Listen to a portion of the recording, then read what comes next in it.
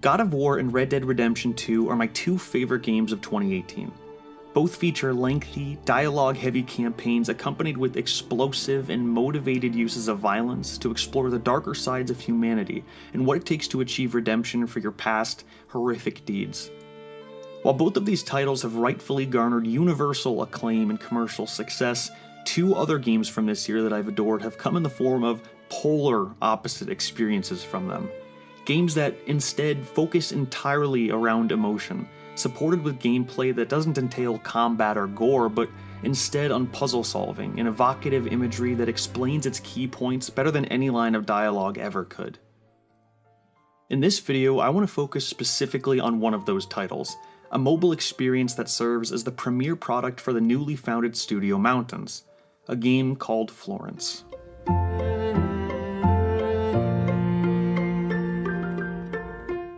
Before delving into my in-depth opinions on the title, it's worth mentioning that the game is available on Android and iOS, making it an experience that just about anyone could embark upon.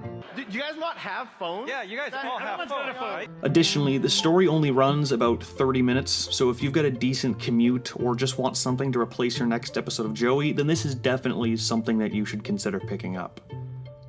Although I won't go into specific details on the plot, the game is so short and I'm prone to talking so damn much that you're undoubtedly going to get a lot of the minutia of the experience spoiled for you if you keep watching. If you want my short thoughts, I think that Florence is a unique and welcome change of pace that, despite its issues, is well worth your time and money. With that disclaimer out of the way, Florence can be a bit difficult to describe upon first blush. Although it has the immediate appearance of a visual novel, it doesn't serve the same gameplay purpose whatsoever, given that it only features a few dialogue choices that really bring about no changes in the story whatsoever. In the place of dialogue choices or conventional gameplay are light puzzle sections that vary depending on the scene you're in. Rather than a game like Catherine, these puzzles are less about gameplay and more about simply keeping the story going. Given their context in the experience, I believe that the game can best be described as the elusive and overly broad term interactable narrative. For a back-of-the-book summary, you play as Florence, a young woman experiencing her very first love.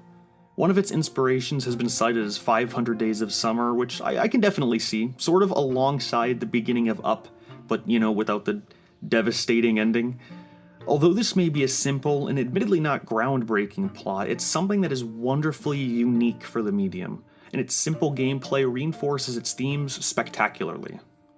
When Florence as a character is lost in the tedium of a job that she doesn't enjoy, the player is tasked with number matching, an act requiring no thought or energy behind it. As she's drawn into the sweet melodies of a cello, we similarly pluck at music notes that bring her closer to their place of origin. Conversations on dates begin complex and analytical until becoming easier as our comfort level grows. As a game, Florence strikes the healthy balance of keeping the player engaged while also not being bogged down by having to perform basic actions that become tedious over time. Its short length means that no puzzle is repeated unless the story brings it about naturally, navigating the player through one unique circumstance after another, ensuring that you're rarely asked to do the same thing twice. Additionally, the presentation of the game is tremendous. The artwork is beautiful in its simplicity, wonderfully utilizing colors to reflect the mood and feel of the scene.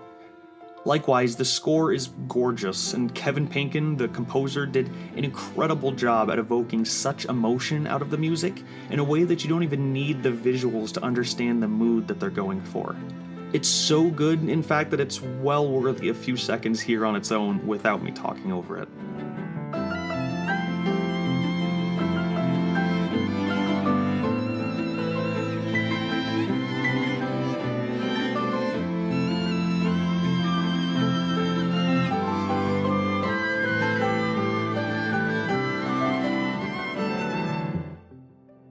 Despite my myriad of compliments towards the game, it isn't perfect.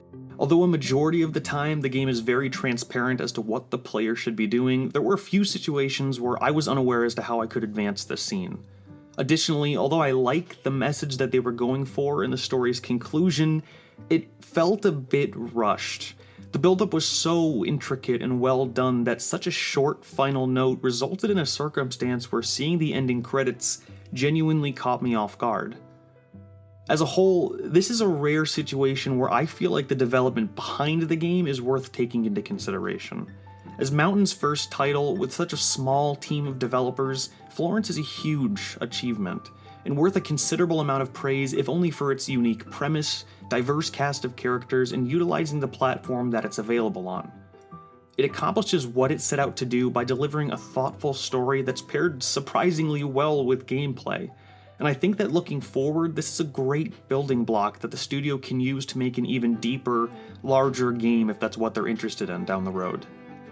I imagine they'd excel at a choice-based game that includes multiple endings for replayability's sake, something that this game definitely lacked.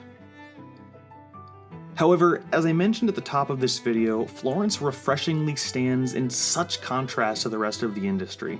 Not only is it a short, cheaply priced game, but it's one that encapsulates the realities of love like not a lot of other things do. Built from the bottom up with overwhelming thought, care, and a whole lot of heart.